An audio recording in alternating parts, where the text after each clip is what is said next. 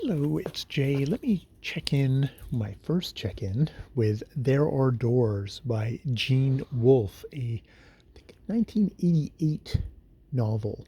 I'm 74% or 231 pages into the book, and I think I actually sort of feel like I've gotten a bit of the rhythm of it.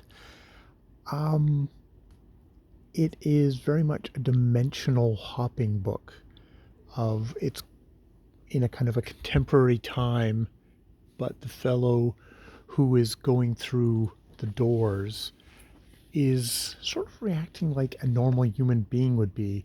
And it's dimensions where the differences aren't major. It's not like everyone's got insect heads, but it's more like fashion is a bit different. The money is a bit different. Um, Stuff like that. There's some kind of the mores of the different worlds is a bit different. He ends up in mental institutions for hunks of it. Ends up at this point, he's had electroshock therapy. It's kind of fucked with his memory. Um, and there's a good question as to whether he's mentally somewhat um, lost the place. His This doll that he picked up in this one place starts becoming a living, breathing doll that is another manifestation of Laura, the what he terms as this goddess woman who seems to be the initial touching off point of him going into another place. She says, that if you happen to go through a door, just don't turn around because then you won't be able to get back out of it, but you'll be in a different thing. But if you want to get back, you just have to back up. But he doesn't do this. And there's terrorist organizations. It's kind of confusing in that way that it's an author who's like, yep, this character is completely confused. This character might be mentally not with it all, and trying to figure out things. There's also an early chapter I found kind of off-putting because he was talking about this other character as being the Chinese and using very kind of broken kind of broken English, like a very stereotypical character in a kind of racist thing. But a couple of chapters later, he says, "Oh, that seemed like out of some kind of movie.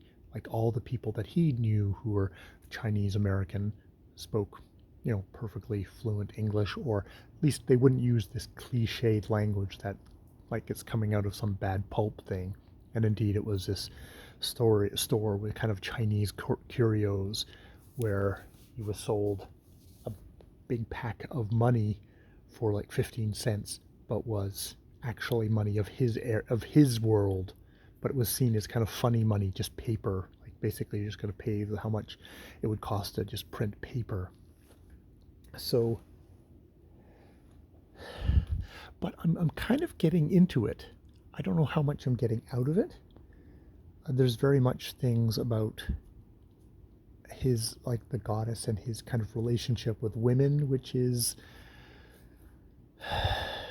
very male centered, to say the least.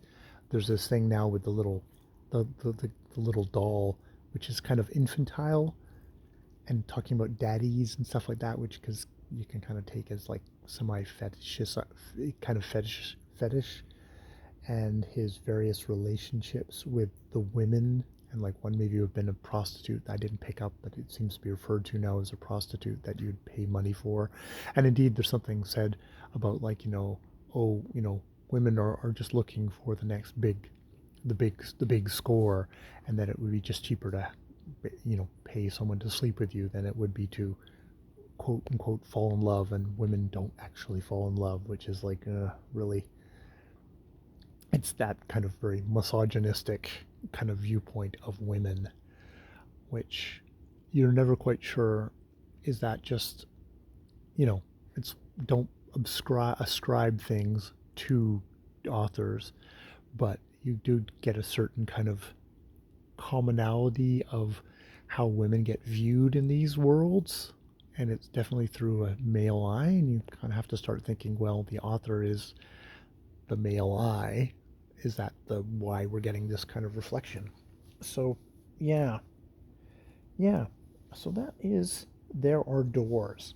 I don't know how much I'm going to have to say about this novel when I get to the end of it, but I will see. It's one of those ones where you want to get a key somewhere and get hints about what the fuck was going on. And it's an older novel, so I may not find those.